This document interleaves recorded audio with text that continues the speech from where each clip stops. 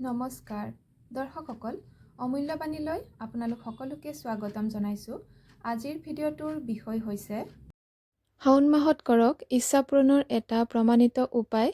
উপায়টো কৰাৰ 3 মাহৰ ভিতৰতেই প্ৰমাণ পোৱা যায় বা ইচ্ছা পূৰণ হয়।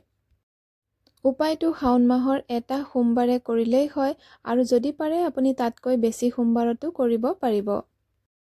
উপায়টো কৰিবৰ বাবে আপোনাক লাগিব পিতলৰ এটা সৰু বাতি আৰু লাগিব অলপমান দৈ, অলপমান গুড় আৰু অলপমান নভঙা বা অক্ষত চাউল। এতিয়া আপুনি আপোনাৰ সোঁ হাতৰ অনামিকা আঙুলিৰে এই মিশ্ৰণটো মিহলাব আৰু প্ৰতিবাৰ মিহলাওঁতে হৰ হৰ মহাদেৱ বুলি ক'ব। 21 বাৰ ক'ব আৰু 21 বাৰ মিহলাব। এতিয়া এই মিশ্ৰণটো আপুনি শিৱলিংগত অৰ্পণ কৰিব আৰু অৰ্পণ কৰোঁতেও ওম নমঃ শিৱায় মন্ত্ৰ বা হৰ হৰ মহাদেৱ বুলি গাই থাকিব।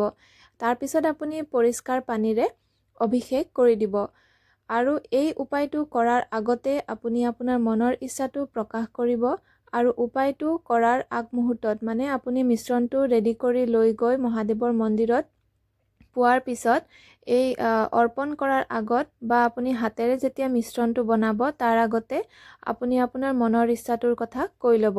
তাৰপিছতহে আপুনি মিহলাই অৰ্পণ কৰিব, তাৰপিছত অভিষেক কৰিব আৰু তাৰপিছত আপুনি ঘৰলৈ ঘূৰি আহিব।